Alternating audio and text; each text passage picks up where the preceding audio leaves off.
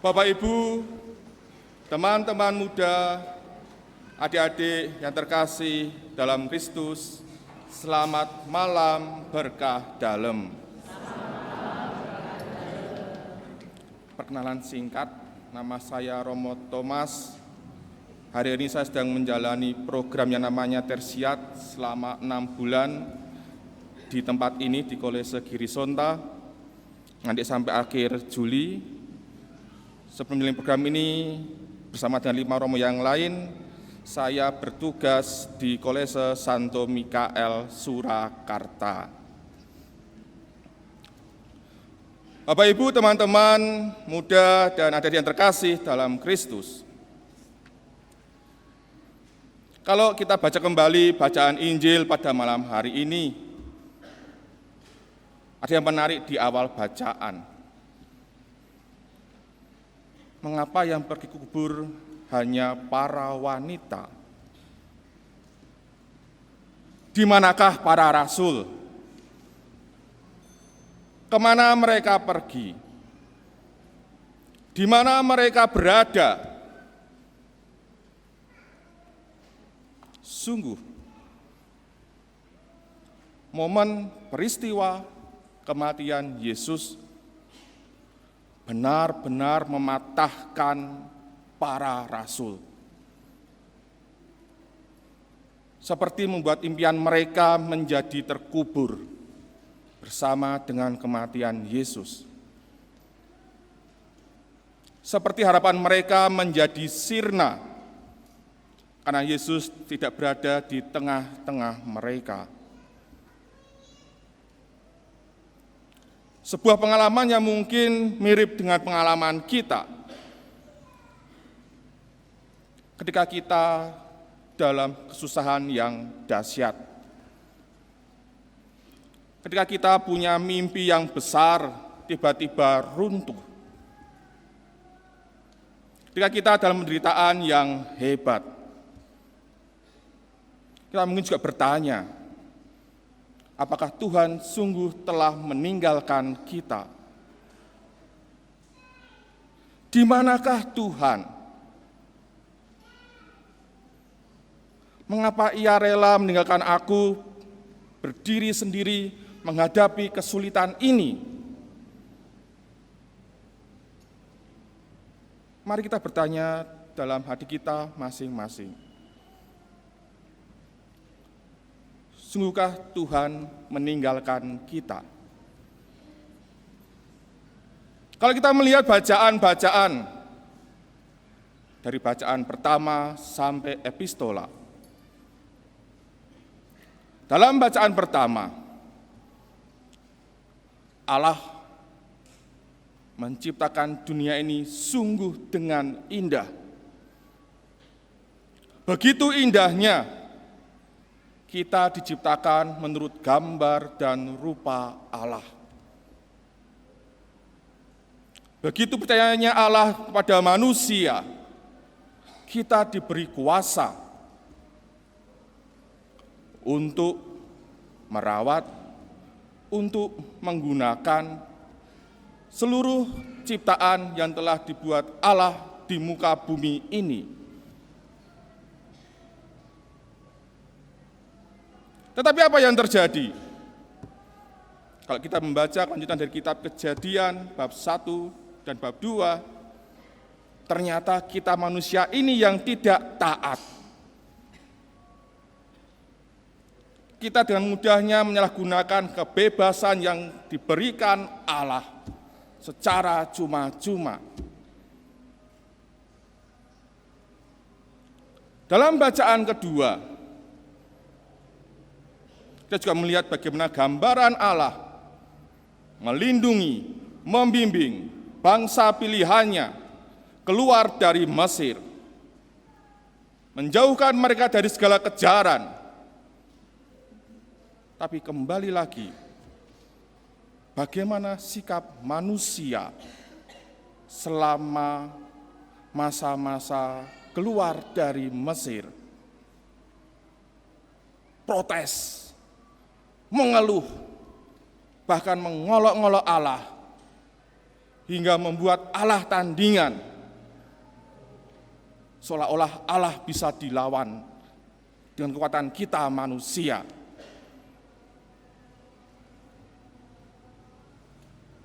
Dan dalam kitab Yesaya, ketika manusia bangsa Israel seperti sudah lelah, berkali-kali kalah perang, mengalami pembuangan, Yesaya meneguhkan, jika kita hidup seturut sabda Tuhan, jika kita menuruti firman-Nya, kita akan beroleh kelimpahan. Dan ini dibuktikan ketika kita mendengarkan dari bacaan epistola, bagaimana Kristus yang bangkit memberikan kelimpahan pada kita yang luar biasa, karena Kristus telah menghapus dosa-dosa kita. Allah tidak pernah melihat segala kesalahan kita. Allah tidak pernah menengok ke belakang. Allah mengajak kita untuk terus maju ke depan, menyongsong masa depan kita, melihat jalan kita. Lewat baptisan, kita diberikan anugerah yang luar biasa, yakni janji keselamatan tidak hanya di dunia, tapi juga setelah kita mati. Bapak, Ibu, teman-teman muda, adik-adik yang terkasih dalam Kristus, ternyata masalahnya bukan di Allah, masalahnya di kita. Sejauh mana kita setia pada janji-janji yang sudah kita ucapkan. Sejauh mana kita berjuang sungguh-sungguh dengan nilai-nilai luhur yang ada dalam diri kita, mengikuti suara hati kita. Sejauh mana kita berjerih payah dengan semuanya itu. Mari kita melihat perjalanan kita masing-masing. Untuk adik-adik dan beberapa teman-teman muda, apakah ada yang pernah minta HP kepada orang tuanya? Bilang apa ketika minta HP kepada orang tuanya?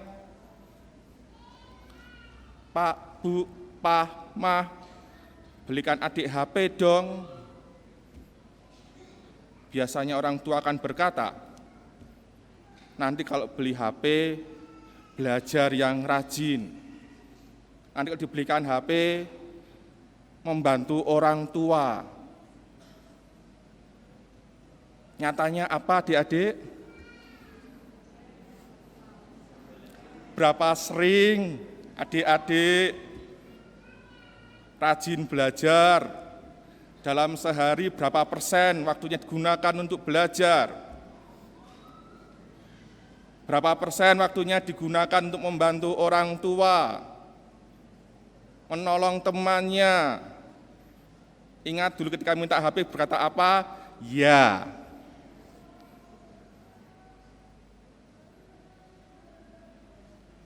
Begitu pula untuk teman-teman muda. Anda semua yang pernah berpacaran, jatuh cinta, pasti pernah merasakan meletre. Ketika dikhianati oleh pasangannya, sakitnya tuh di sini itu ya. Enggak kok Romo, saya tuh putusnya baik-baik saja. Apakah memang ada putus yang baik-baik saja? Minimal galau itu sudah tidak baik-baik saja. Ketika Anda merasakan betapa sakitnya dikhianati, betapa pedihnya ditinggal sang kekasih, Pernahkah kita juga berpikir berapa kali Anda mengingkari janji kepada teman-temannya? Berapa kali Anda berkata ya, nanging ora kepanggih? Kamu di mana? Sik lagi OTW. Padahal masih di kamar mandi. Berapa kali kita membuat kebohongan yang akhirnya juga tanpa secara langsung sejatinya juga melukai teman-teman kita.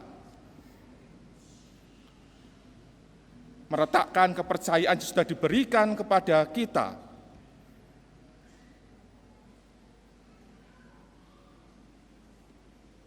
Pasti kita semua pernah ingkar janji. Pasti kita semua pernah bilang ya tapi tidak melakukan. Kepada Bapak Ibu, saya minta yang duduk bersebelahan dengan suami istrinya untuk berdiri. Monggo, enggak apa-apa.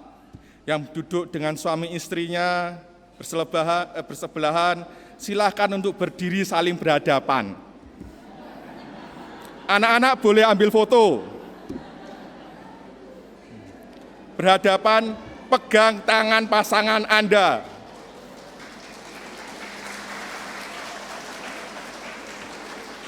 Merasa malu atau enggak?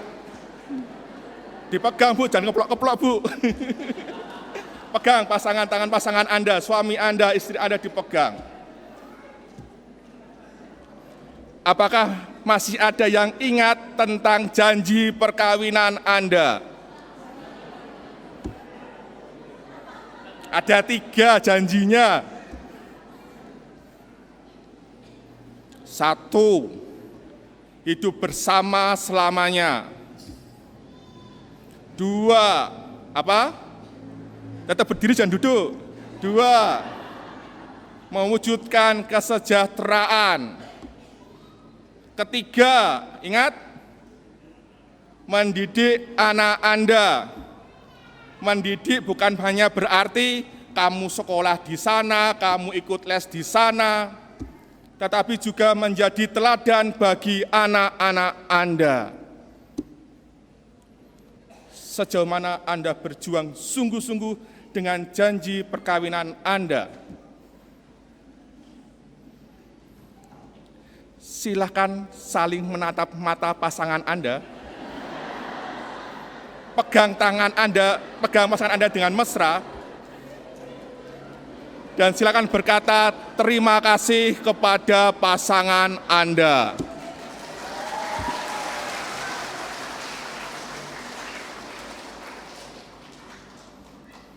Silakan duduk. Kita semua hidup dengan janji. Kita semua berjuang dengan hal-hal baik yang sudah tertanam dalam hati kita. Namun memang, faktanya, perjalanan hidup kita tidak mudah. Saya ada sedikit ilustrasi.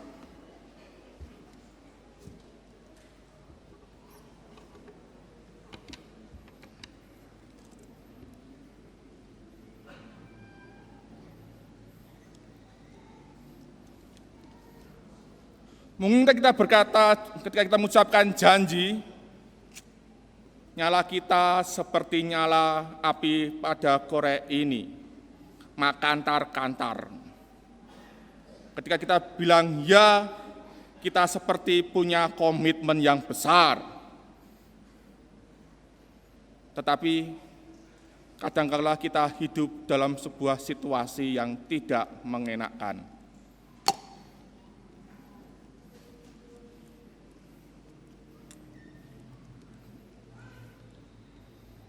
Mungkin sebagai orang muda, lulus kuliah, kita cari kerja, susah dapat kerja. Ditanya, kamu kapan kerjanya, Le?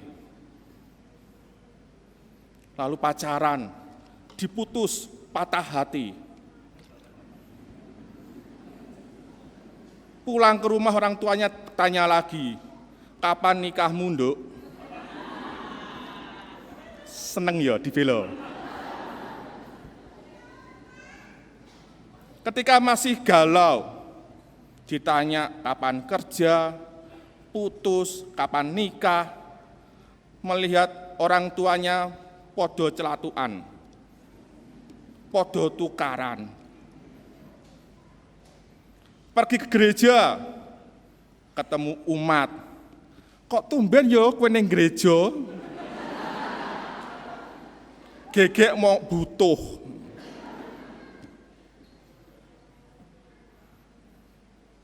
Akhirnya apa? Yang nyalapi tadi itu mati. Sing makantar mau hilang. Apa yang bisa kita lakukan? Apa yang bisa kita kerjakan?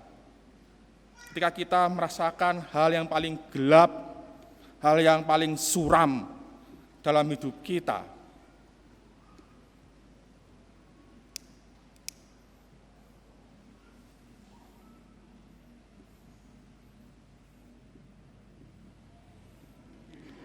Datanglah kepada Sang Sumber Terang.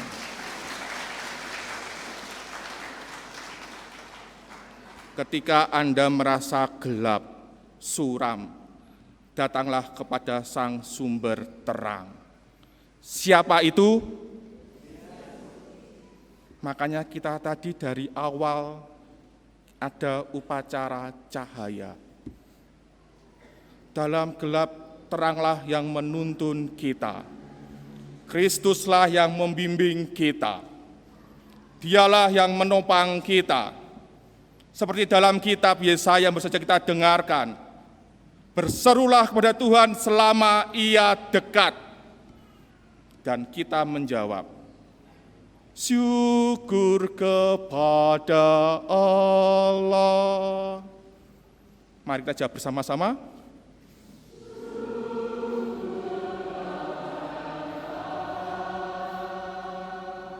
Seperti kata Yesus kepada Maria Magdalena, jangan takut. Ketika Anda bergulat, ketika Anda dalam kelaman, jangan takut. Pergilah ke Galilea. Galilea yang bukan ada di Israel sana yang sampai hari ini masih perang. Tetapi Galilea perjuangan kita, Galilea pergumulan kita, Galilea hidup kita yang saat ini ada di sini, ada di depan Anda dan Anda geluti sehari-hari. Itulah Galilea kita. Dan ketika kita berani masuk ke sana, maka seperti kata Tuhan Yesus, kita akan melihat Dia. Kita akan menemukan Tuhan. Berkat Tuhan melimpah untuk kita semua.